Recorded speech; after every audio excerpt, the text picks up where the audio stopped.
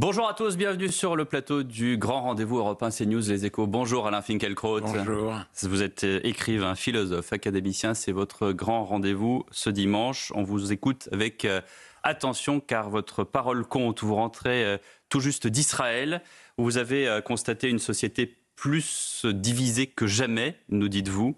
Vous allez nous en parler au même titre que, selon vous, la meilleure solution, peut-être, pour non seulement aller vers la paix, mais mettre fin à cet antisémitisme structurel qui tue, on l'a encore vu à Washington, et qui, sémantiquement, est désormais surpassé, supplanté par une prétendue islamophobie, terme qui sert de gaz incapacitant à toute forme de contestation. Nous évoquerons aussi justement ce rapport sur les frères musulmans en France, rapport déclassifié et qui semble embarrassé au plus haut niveau. Enfin, nous parlerons de l'école, paupérisée, rabaissée et maintenant également sectarisée, avec de l'entrisme islamiste et une volonté politique d'abolir le privé catholique sous contrat. N'y a-t-il pas là un combat civilisationnel ? Pour vous interroger ce matin avec moi, Stéphane Dupont des Échos. Bonjour Stéphane. Bonjour. Et Mathieu Bocoté. Bonjour Mathieu. Bonjour. Suite à l'attentat de Washington, les Juifs de France ont repris de concert un constat. Ils disent, quand on assassine un musulman dans une mosquée, on crie à l'islamophobie.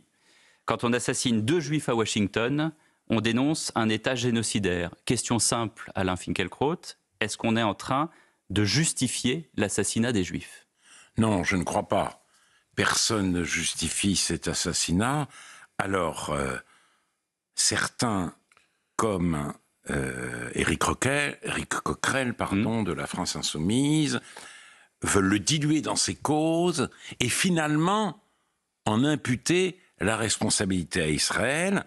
Il a en effet demandé l'arrêt du génocide en cours à Gaza.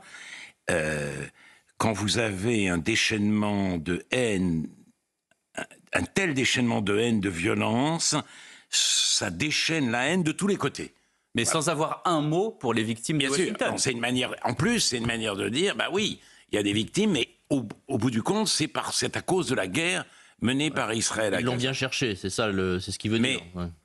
Ils l'ont bien cherché, c'est ce que dit en substance Éric Coquerel. En tout cas, ce sont les Israéliens et leurs politiques criminels qui sont à l'origine de cet assassinat. Alors là, il faut dire 2 mots sur l'événement lui-même. C'est en effet, et très clairement, d'ailleurs, la plupart des médias quand même l'ont reconnu, un crime antisémite. Les 2 personnes qui ont été tuées, qui allaient se marier, travaillaient à l'ambassade d'Israël, mais en plus, l'assassin ne le savait pas. Il sortait du musée juif, il voulait tuer des juifs, et c'est un crime inspiré non par le racisme, c'est-à-dire par le dégoût de la race juive, mais par le zèle compatissant pour les Gazaouis, ou plus généralement, pour les Palestiniens opprimés. Parce qu'il a crié « Free Palestine ». Il Free Palestine, il a crié Gaza, Gaza aussi. Et alors évidemment, ça intervient dans un contexte plus large, aux États-Unis notamment. Un étudiant de Columbia, par exemple, face caméra, a dit « Ce qu'ils font est contraire à la paix, alors je me sens très à l'aise pour dire qu'ils meurent. » Et à l'ENS, en France, à l'école normale supérieure, sioniste hors de nos facs. Vive l'intifada étudiante. Et on a vu aussi une banderole à Sciences Po. Hier, Varsovie, Treblinka. Aujourd'hui, Gaza. Autrement dit, je termine, en 1968, nous disions, nous sommes tous des juifs allemands.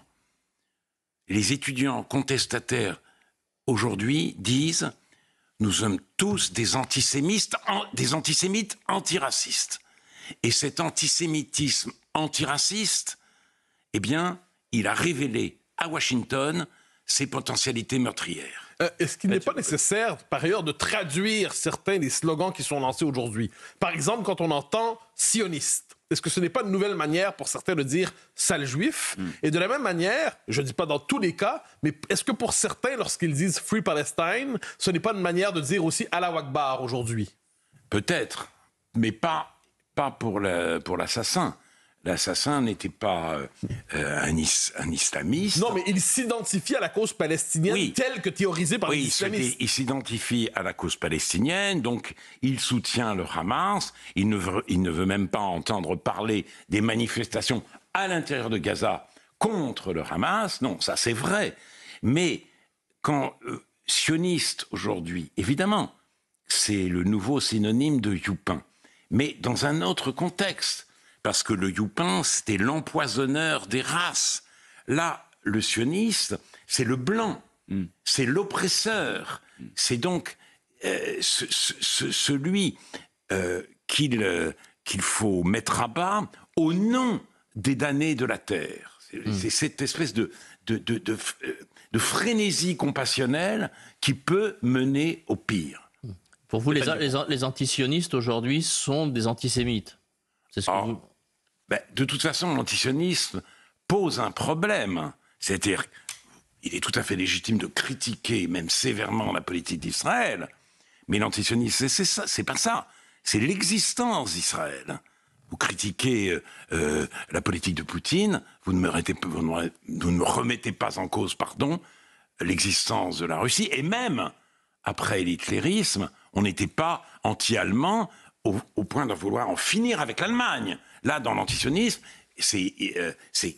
Israël doit disparaître. Donc c'est déjà problématique. Et aujourd'hui, en effet, dans un monde que certains divisent entre opprimés et oppresseurs, tous les Juifs, du fait d'Israël, sont passés dans le camp des oppresseurs et sont donc des ennemis à abattre. Alors, question, toujours à partir de Washington, est-ce que vous craignez, est-ce que d'autres craignent selon vous, ce qu'on pourrait appeler une forme de mimétisme de l'assassinat?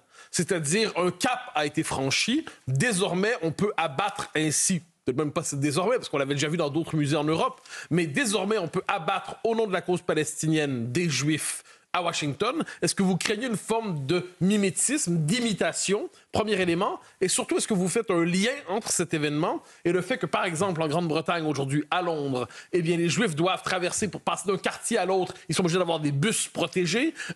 En certains endroits en France, ils ont quitté les territoires où ils étaient historiquement implantés. Est-ce que vous avez un portrait global de cet antisémitisme?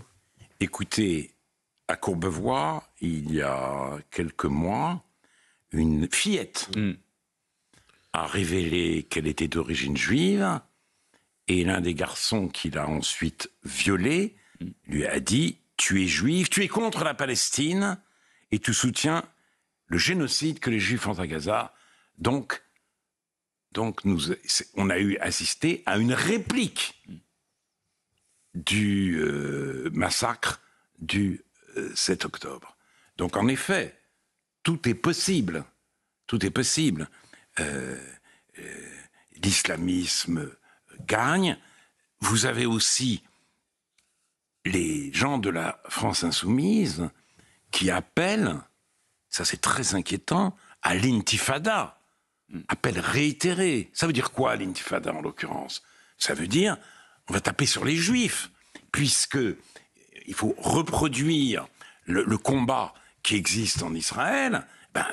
Les seuls Israéliens disponibles, si j'ose dire, ce sont les Juifs. Donc, dans ce contexte, en effet, on peut craindre des répliques, là pour le coup, de Washington en France. Est-ce que vous êtes, au même titre que certains autres observateurs, très étonné qu'il n'y ait d'ailleurs aucune suite, que ce soit judiciaire ou même des signalements, quand il y a effectivement quelqu'un lors d'un meeting politique, et notamment de LFI, qui tient ce genre de propos? Il y a de temps en temps, je crois, des actions judiciaires sont menées, mais là, de toute façon, comment dire? Il y a des saisies de l'article 40 de temps en temps par des ministres, mais ça ne va pas beaucoup plus loin. Il n'y a jamais eu vraiment de condamnation sur comment dirais-je, des appels qui sont des appels à la haine, des appels à la violence, des appels à tuer. Bien sûr. Mais ce qui est très inquiétant, c'est que c'est un parti politique ayant pignon sur rue qui formule ces appels. Et donc, il y a une racaille antisémite aujourd'hui à l'Assemblée nationale. Et c'est vraiment la preuve d'ailleurs que la parenthèse post-hitlérienne de notre histoire se ferme sous nos yeux. Donc c'est un événement considérable. Le plus grotesque, c'est que ce qui a permis l'arrivée au Palais Bourbon de ces antisémites déclarés, obsessionnels, forcenés, c'est le Front républicain. Le Front républicain. Le fameux arc républicain, il ne voulait pas laisser passer le Rassemblement national. On ne voulait pas du retour aux années 30, et voilà le résultat. Donc, c'est la phrase de Peggy qui m'obsède. Être en avance, être en retard, quelles inexactitudes.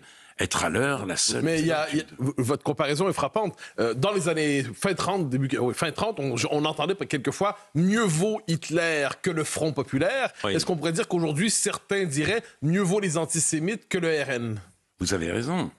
Eux, ils pensent, c'est très juste ce que vous dites, mieux vaut le Front populaire que Hitler. Sauf que le Front populaire actuel, c'est évidemment l'antisémitisme de la France insoumise. Donc, on hitlérise le Rassemblement national et, ce faisant, on fait la courte échelle à des gens comme Raphaël Arnaud, fiché S, ou Didier Boyard, je ne sais plus... Enfin, Louis Boyard.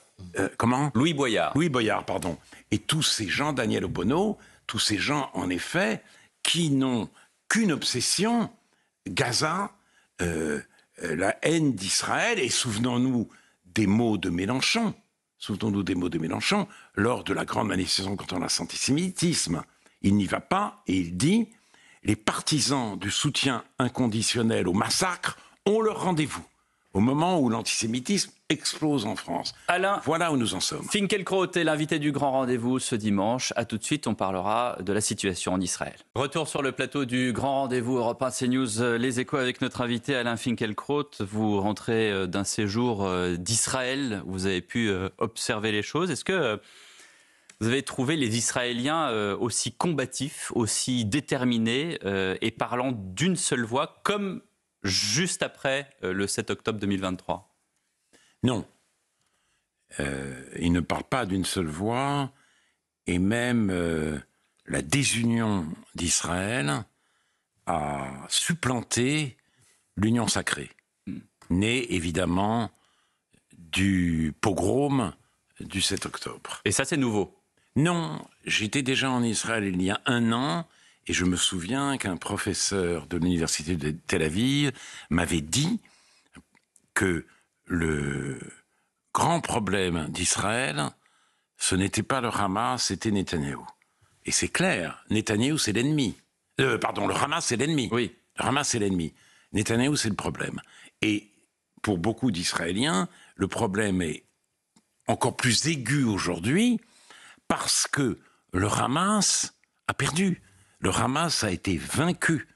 Pourquoi donc continuer la guerre alors qu'il y aurait une possibilité de remplacer le Hamas par l'autorité palestinienne qu'aiderait bien entendu l'Arabie saoudite pour cette reconstruction si difficile, mais cela, le gouvernement de Netanyahou ne veut pas entendre parler, donc il poursuit la guerre pour des motifs personnels, parce que ça lui permet de rester au pouvoir, et pour la grande satisfaction de ses alliés jusqu'aux boutistes, parce que eux, ils ont un programme, réoccuper Gaza et vider l'enclave d'une majorité de Palestiniens. Alain Finkielkraut, comment est-ce que vous pouvez dire que le Hamas c'est fini ? Tout le monde sait que c'est une hydre à plusieurs têtes et que ça peut renaître d'un moment à l'autre, et c'est sans doute déjà en train de renaître sous une autre forme, même si ça ne s'appellera pas Hamas. Et encore, moi, je n'ai pas entendu dire que le Hamas était terminé. Et la deuxième chose, est-ce qu'on ne commence pas toute cette histoire-là par la libération des otages israéliens qui restent ? Mais sachez que dans la proposition égyptienne, il s'agit de libérer tous les otages, il s'agit aussi pour le Hamas de déposer les armes et éventuellement, et le plus tôt possible, de quitter Gaza. C'est sur la table, c'est sur la table. Vous voyez, vous dites que le Hamas doit déposer les armes, ça veut dire qu'il est encore là. Mais écoutez, en tout cas, c'est ce que proposent aujourd'hui les Égyptiens, et c'est une occasion à saisir. La guerre dure depuis 2 ans et demi. Tous les jours, on vous apprend que une centaine de cibles terroristes ont été visées. Si vous comptez bien, depuis octobre 2023, il y a plusieurs dizaines, voire plusieurs centaines de milliers de cibles terroristes qui ont été visées. Il y a un moment où on peut se dire, ça suffit. Et qu'est-ce que moi, je vais en Israël et je vais à une manifestation pour les otages, pour la libération des otages. Et un réserviste gravement blessé, il a été amputé des 2 mains, il a une prothèse à la jambe gauche, et il a perdu un œil. Et il parle devant la foule qui demande quoi? Qui demande Koulam Arshav Abaïta. Koulam, c'est tous, Arshav, maintenant, Abaïta, à la maison. Et il le demande au gouvernement Netanyahou. Il le demande. Et d'ailleurs, c'est ça aussi qui serre le cœur. Arshav, ça rappelle Shalom Arshav, la paix maintenant. Un mouvement né il y a près de 50 ans. Israël est le pays de l'urgence, mais de l'urgence malheureuse. Voilà. Et c'est ce que je ressens avec une infinie tristesse quand je suis en Israël. Parce qu'en face de ceux qui réclament cela, il y a des gens, j'en ai vu, qui considèrent le 7 octobre comme un miracle. Pourquoi? Parce que tout d'un coup, l'opportunité presque divine leur est donnée d'occuper toute la terre d'Israël et de la vider de sa population non juive. C'est la guerre de Gog et Magog qui reprend à leurs yeux. Alors ce discours, à mon avis, est minoritaire en Israël, vraiment minoritaire. Malheureusement, il a ses représentants au gouvernement, et pour des raisons qui lui appartiennent, Netanyahou laisse faire. D'où ma situation extrêmement difficile, si vous voulez. Mon soutien à Israël passe par une solidarité totale avec les manifestants de Tel Aviv et de Jérusalem, et en même temps, je ne veux rien concéder à tous ceux qui parlent de génocide à Gaza et qui alimentent ainsi un antisémitisme féroce. Monsieur Finkielkraut, vous évoquiez tout à l'heure l'autorité palestinienne. Est-ce qu'aujourd'hui, ça peut être une solution, cette autorité complètement discréditée, corrompue? Et vous avez toujours été partisan d'une solution de 2 États. Est-ce qu'aujourd'hui, c'est pas une fiction, ces 2 États? Alors, autorité corrompue, on peut imaginer une autorité palestinienne rénovée. On peut imaginer, vous savez, Abba Eban disait très justement, l'ancien ministre des Étrangères, les Palestiniens ne manquent pas une occasion de manquer une occasion. Et c'est vrai, toutes les propositions de paix, ils les ont refusées. Mais ça peut se retourner maintenant contre Israël. Est-ce que les Israéliens, justement, sous l'emprise de leurs extrémistes, ne sont pas en train de manquer une occasion de reprendre le cours des négociations? Écoutez, l'interlocuteur existe. L'interlocuteur peut se trouver, surtout s'il y a le parrainage des Émirats arabes et de l'Arabie saoudite. Est-ce qu'ils le veulent vraiment? Est-ce qu'ils le veulent vraiment, ces pays que vous citez? Vous savez aussi que du côté d'Israël, il y a des gens qui ne veulent absolument pas entendre parler d'État palestinien, qui mènent une politique du fait accompli avec la multiplication des implantations et donc des frictions, des heurts constants entre les colons et les Palestiniens, la brutalisation de la société israélienne. Donc il faut savoir que... Ils ne veulent pas revivre un 7 octobre aussi. Ils ne veulent pas revivre. Là, vous avez tout à fait raison. Parce que, évidemment, la méfiance des Israéliens à l'égard du partage vient de là. 2002, on se retire du Liban sous l'impulsion d'Ehud Barak, on a le Hezbollah. 2005, on se retire de Gaza sous l'impulsion d'Ariel Sharon, on a le Hamas. Si on se retire de Cisjordanie, on va avoir le Hamas à nos portes. Mais d'un autre côté, je comprends très bien cette méfiance et je la partage. Mais d'un autre côté, la promiscuité est terrible pour les 2 peuples. Je ne sais pas si je suis pour un État palestinien ou pour une confédération jordano-palestinienne. Je suis pour la séparation. Entre l'annexion et la séparation, je suis avec les Israéliens qui choisissent la séparation. D'autant plus que s'ils choisissent l'autre voie, les Israéliens, les Juifs, pourront se trouver minoritaires dans le grand Israël. Or, le sionisme, c'est une majorité juive quelque part dans le monde. Il faut aussi penser à cela. Alors, Mathieu Bocoté. Israël, par ailleurs, aujourd'hui, se sent peut-être de plus en plus seul sur la scène internationale. D'ailleurs, on l'a vu après l'attentat de Washington, où Israël a dénoncé certains pays occidentaux qui alimenteraient la haine anti-Israël. Est-ce que, par ailleurs, si on explique ce détachement entre une partie de l'Occident et Israël, ça ne s'explique pas aussi pour des considérations intérieures en Occident, c'est-à-dire un changement démographique dans nos sociétés qui fait que les pays occidentaux se sentent de moins en moins capables de soutenir Israël pour des raisons de politique intérieure, pour ne pas choquer une partie de leur communauté? Oui, vous avez raison de penser cela. On parlera tout à l'heure du rapport sur les frères musulmans. Vous savez que l'une des préconisations de ce rapport, qui est absolument incroyable, c'est la reconnaissance de l'État palestinien. C'est-à-dire quoi? Pour calmer les quartiers populaires, la rue arabe, qui, soit dit en passant, n'en a strictement rien à faire de la situation des Rohingyas ou des Ouïghours. C'est-à-dire, il s'agit d'un État palestinien parce que vraiment, on en a marre des Juifs. Et là, on ne peut pas rentrer dans ce genre de considération. Cela confirme tout à fait, Mathieu Bocoté, votre hypothèse. Mais quand vous dites Israël pointe, condamne ou attaque les Européens, ce n'est pas Israël. Israël ne parle pas d'une seule voix. C'est le gouvernement israélien. Et j'ajoute... Qui est la voix autorisée, par ailleurs. C'est la voix autorisée, mais la voix très contestée, parce que Netanyahou et ses ministres ne se contentent pas de mettre en cause les différents gouvernements européens qui eux-mêmes s'interrogent sur la poursuite de l'accord d'association avec Israël.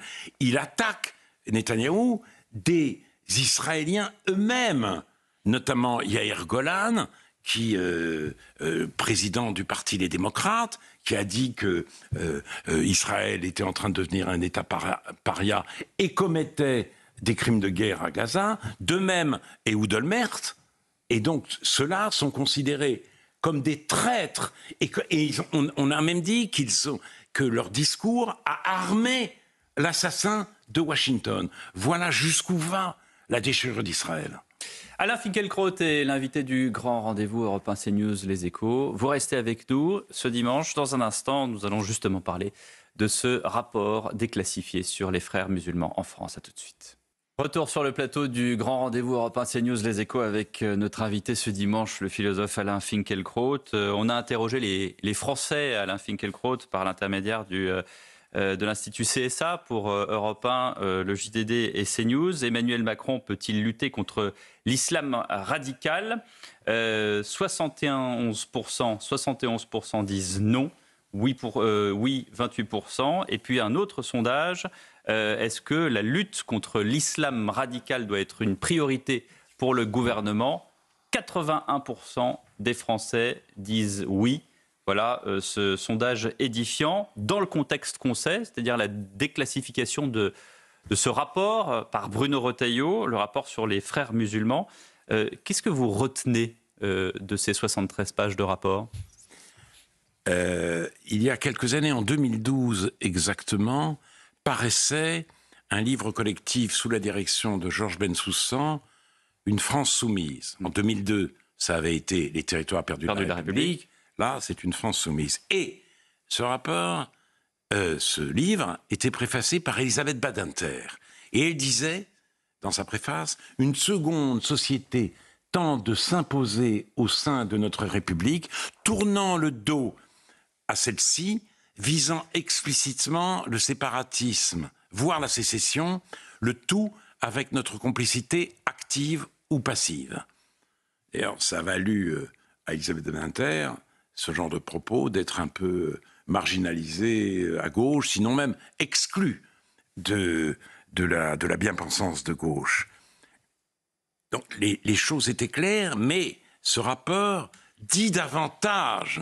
C'est-à-dire, ce n'est pas simplement séparatisme qui est à l'œuvre, une seconde société qui veut vivre, qui veut se cantoniser avec ses propres valeurs. C'est l'esprit de conquête. L'entrisme. C'est l'entrisme et l'esprit de prosélytisme. conquête. Et c'est ce que disait d'ailleurs Youssouf Al-Qaradawi, le grand maître à penser des frères musulmans. Avec vos lois démocratiques, nous vous coloniserons. Avec nos lois coraniques, nous vous dominerons. Voilà quel était le programme et quel est toujours le programme. Donc Bruno Retailleau a raison quand il dit que le but des frères musulmans, c'est d'imposer la loi islamique, la charia, en France. Ça a suscité une polémique, ces propos. Il a raison parce que c'est leur but affiché. Alors il y a plusieurs variantes. Il y a la variante salafiste, la variante des frères musulmans, mais effectivement, c'est pour eux l'idée, en effet, d'islamiser les terres européennes, et une idée d'autant plus forte que leur situation dans les pays musulmans est toujours plus difficile. Les frères musulmans sont attaqués, emprisonnés en terre d'islam, donc c'est comme s'ils voulaient se reporter sur notre monde et jouer de sa faiblesse, jouer là encore de son antiracisme. Mais comment est-ce que vous analysez l'attitude du président de la République ? Il y a eu ce rapport qui a été présenté dans une entité de ministres restreints qu'on appelle le Conseil de défense. Et vous savez ce qui s'est passé ? Emmanuel Macron n'a pas dit il faut prendre des actions immédiates, il a dit on va refaire un Conseil de défense dans quelques jours pour analyser la situation, soi-disant, c'est le communiqué de l'Élysée, en disant étant donné la gravité de la situation, est-ce qu'il n'y a pas une forme, et je pose la question de manière totalement candide, est-ce qu'il n'y a pas une forme de minimisation, encore une fois, alors que ce rapport est connu du président de la République depuis plusieurs mois et qu'il vient d'être déclassifié par le ministre de l'Intérieur. On sait la situation intérieure du pays avec ce gouvernement, j'allais dire, de coalition entre les différents partis. Bruno Retailleau, ministre de l'Intérieur, qui vient d'être nommé président des Républicains et donc politiquement en concurrence avec le président de la République. Est-ce qu'il n'y a pas quelque chose de flou ou à tout le moins de pas clair ? Alors bien sûr, il faut se souvenir qu'en 2017, Emmanuel Macron a fait campagne, si j'ose dire, sur l'économie. Que disait-il ? Si le communautarisme prospère, c'est sur la ruine de nos politiques économiques et sociales. La société statutaire sans perspective d'emploi crée le désespoir social. Donc tout est réductible à l'économie, il faut fluidifier celle-ci et voilà, les problèmes pourront se régler. C'était le choix, si vous voulez, de l'ubérisation. Bon, l'islamisme n'est pas soluble dans l'économie. L'islam politique n'est pas soluble dans l'économie. Il y a des cultures, il y a des civilisations, il y a des incompatibilités. Emmanuel Macron a semblé s'en rendre compte avec son discours des Mureaux et cette loi sur le séparatisme. Mais c'est en même temps. C'est insuffisant. C'est-à-dire, il dit une chose et il pense un peu aussi son contraire, d'où effectivement la méfiance des Français.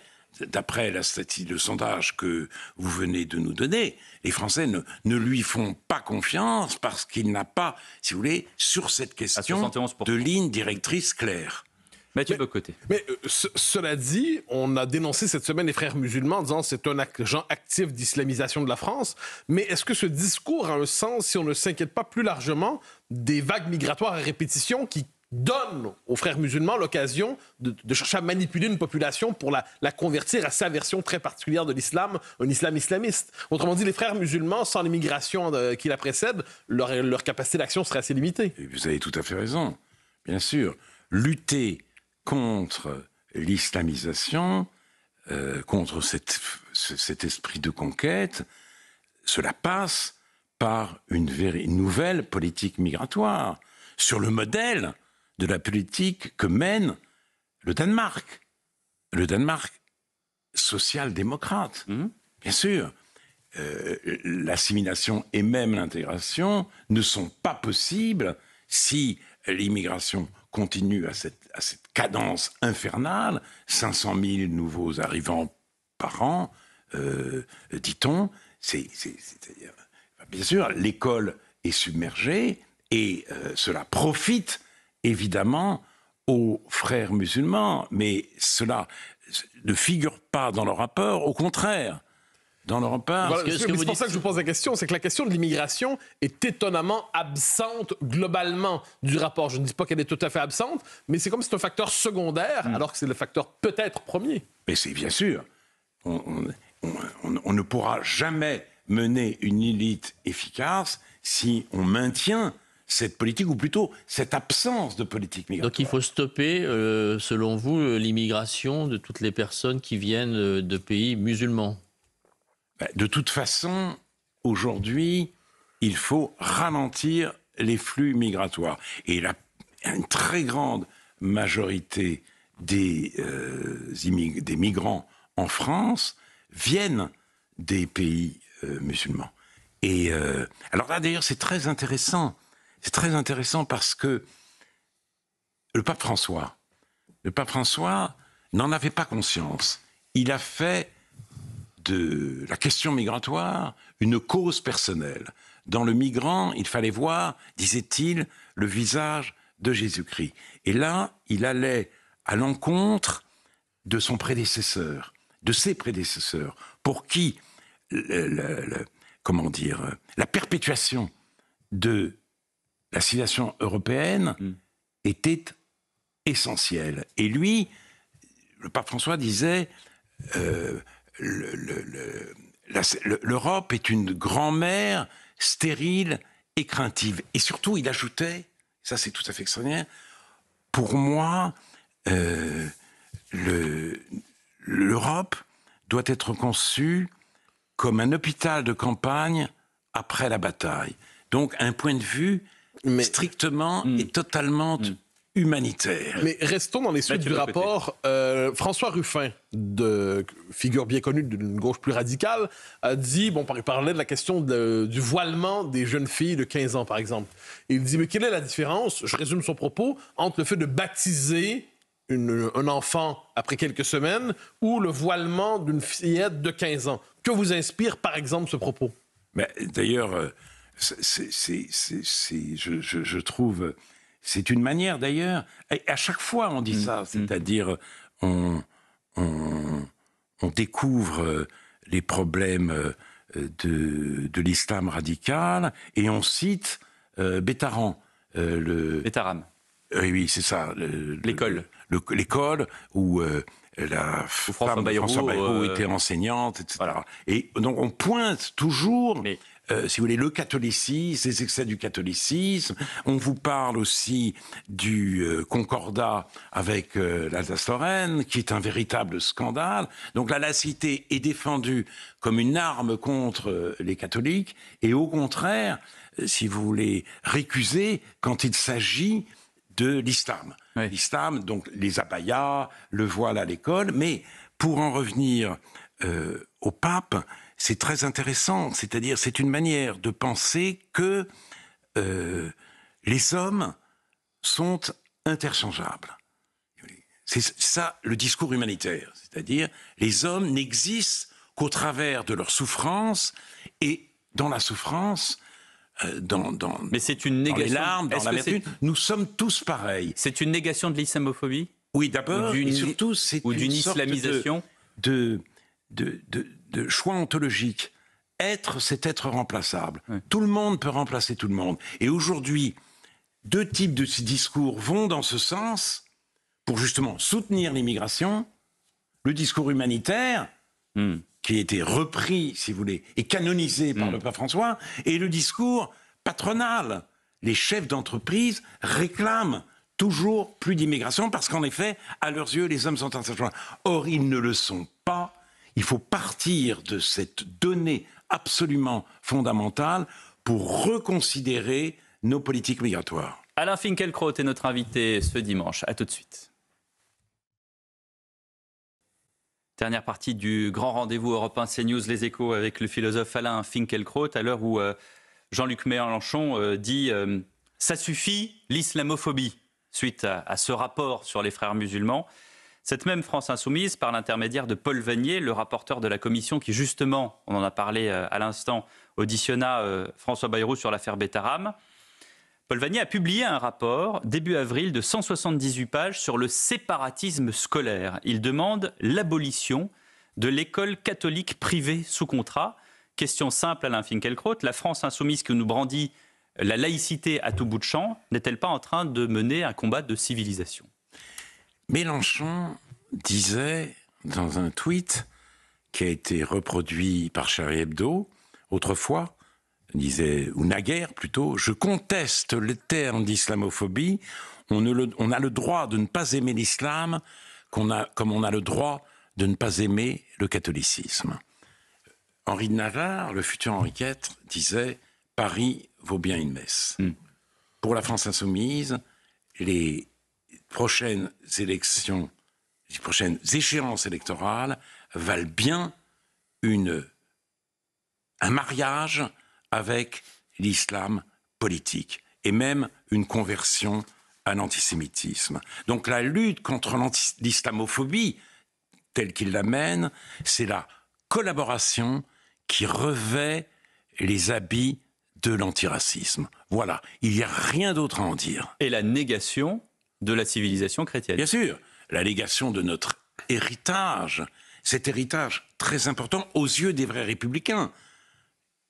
Jules Ferry, justement, disait qu'il fallait transformer tous les petits enfants qui allaient à l'école en héritiers de l'histoire de France dans son intégralité.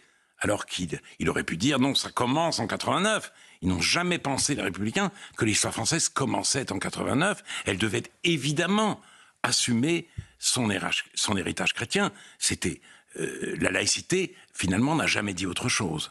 Mais est-ce qu'il n'y a pas par ailleurs, certains, à tout le moins c'est ce qu'on entend dans les médias, une forme de faiblesse dans ce rapport, à tout le moins dans ces recommandations, qui consiste à dire par exemple que pour être capable de favoriser l'intégration des musulmans en France, il faut reconnaître l'État palestinien, comme si la politique intérieure se fondait sur tel souci, et de même, apprendre l'arabe à l'école pour être capable de favoriser l'intégration des jeunes musulmans en France. Autrement dit, plus la France s'arabisera et s'islamisera, plus le danger des frères musulmans tombera.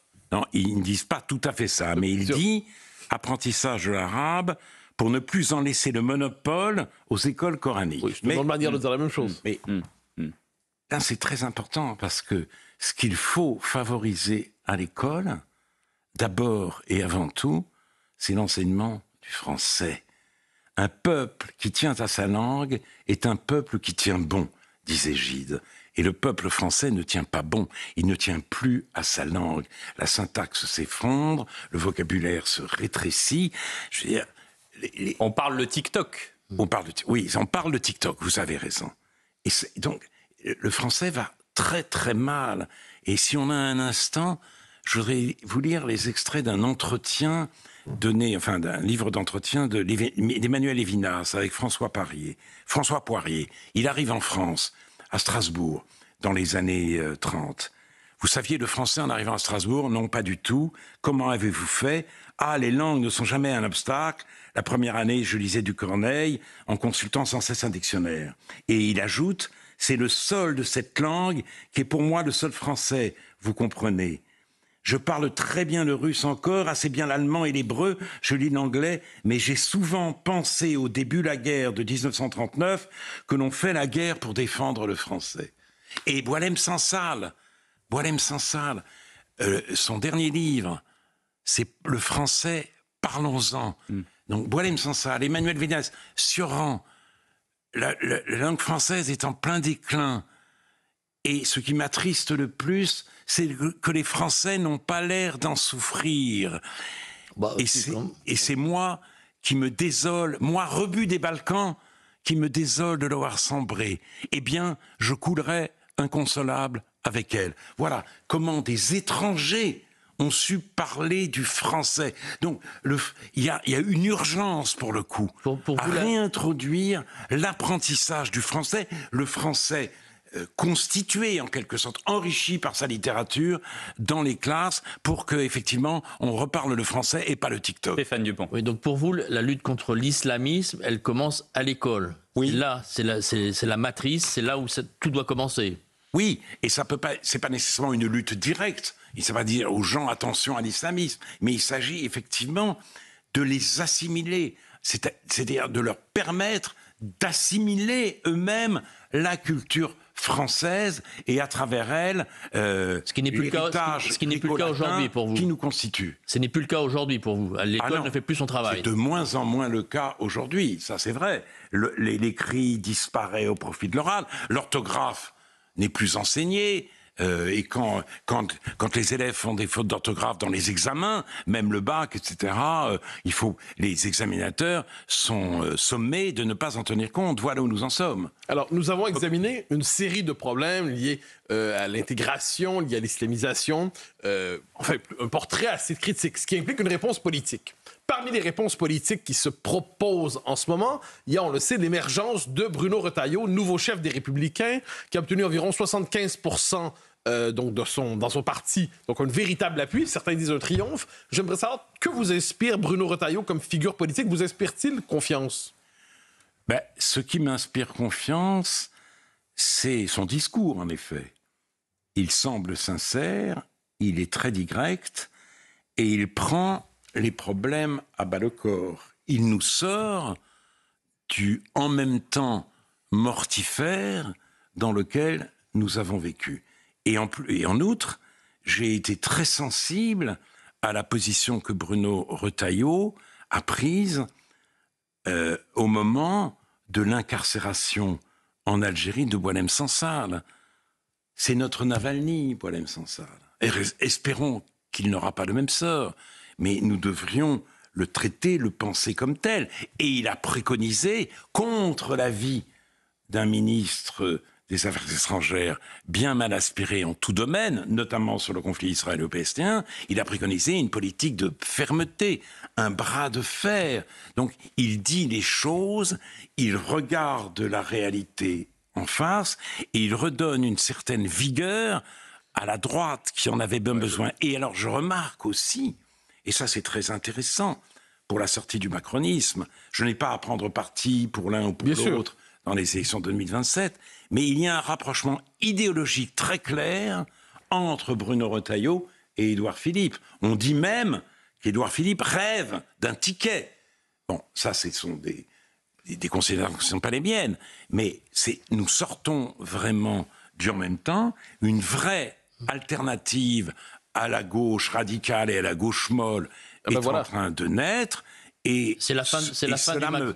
Cela m'encourage d'autant plus que je persiste à ne pas avoir confiance dans le Rassemblement national, qui n'est certes plus un parti fasciste, collaborationniste, pétainiste, mais dont le tropisme poutinien m'inquiète et dont le programme économique me paraît aberrant. Mais vous, qui êtes historiquement un homme de gauche et qui revendiquez encore de temps en temps votre appartenance à la gauche, qu'est-ce qui vous sépare encore, par exemple, d'une droite version Retailleau? Je ne saurais pas. Je sais que la gauche, comme l'a remarqué Jacques Julliard, a trahi la laïcité, a trahi la République, a trahi l'école, qui était sa cause. C'était la cause de la gauche. Et là, au nom d'une espèce d'égalitarisme fou, tout souci d'excellence, tout véritable souci d'égalité des chances a été abandonné. Vous savez, Albert Camus, il est devenu Albert Camus parce que M. Germain a vu que voilà, il était de la bonne race, comme il disait. Et donc, mais maintenant, c'est fini, parce que au nom de l'égalité, on nivelle tous les élèves. C'est ça, c'est-à-dire, on abaisse le niveau pour ne léser, pour ne mettre personne au bord de la route. Donc, la gauche a trahi et même détruit l'école, et donc, je n'ai aucune raison de soutenir la gauche telle qu'elle est. Quant à la droite, elle reste une droite sociale. On ne peut pas dire que ce soit le parti des privilégiés qui veuille que les riches soient de plus en plus riches et les pauvres de plus en plus pauvres. Cette vision est absurde. Donc, je ne dirais pas que quelque chose de très fort me sépare aujourd'hui des propositions de Bruno Retailleau. Donc vous êtes devenu de droite. Est-ce que je suis devenu de droite? Je ne sais pas. Je ne sais pas. Moi, je dis... Quand bien même, est-ce que ça serait grave? Ce n'est pas grave du tout. Ça devient grave d'être de gauche, étant donné ce que la gauche est devenue. Là, ça devient grave. Mais moi, je réponds souvent à cette question par un credo qu'avait publié Leszek Kolakowski, le grand penseur polonais, en 1978. Pourquoi je suis conservateur, libéral, socialiste. Il faut prendre le meilleur des trois. Oui. La porte-parole du gouvernement, Sophie Primas, a déclenché un tollé cette semaine en déclarant que c'était la fin du macronisme. Dans quelques mois, ça allait terminer. Vous partagez cette analyse? C'est la fin du macronisme? Vous parliez tout à l'heure de l'alliance entre Philippe et Retailleau. La fin du en même temps, quoi. C'est la fin du en même temps, ça c'est clair. Et quand je vois les positions adoptées par l'héritier naturel du macronisme, c'est-à-dire Édouard Philippe, j'ai le sentiment que cette pensée ne survivra pas à celui qui lui a donné son nom. Un dernier mot, Alain Finkielkraut, Palme d'Or à Jafar Panahi pour un simple accident. C'est ce cinéaste iranien. Vous avez un mot, j'imagine, pour lui aujourd'hui? Écoutez, d'abord, je n'ai pas vu le film, donc je ne peux pas en juger. Mais c'est un symbole. C'est un symbole. J'espère qu'il n'est pas récompensé. L'œuvre n'est pas seulement récompensée en tant que symbole, mais enfin, l'Iran, en effet, c'est le pays de femme, vie, liberté. Et je remarque que Juliette Binoche, pour l'inauguration du Festival de Cannes, portait le voile. Donc il y a quelque chose, c'est pas très bien où le jury en est, où elle en est elle-même. Mais j'ai hâte de voir ce film. Et en effet, nous ne devons jamais abandonner la cause des femmes iraniennes et, a fortiori, la cause des femmes afghanes. Merci Alain Finkielkraut d'avoir été notre invité au Grand Rendez-vous. Très bon dimanche sur nos deux antennes.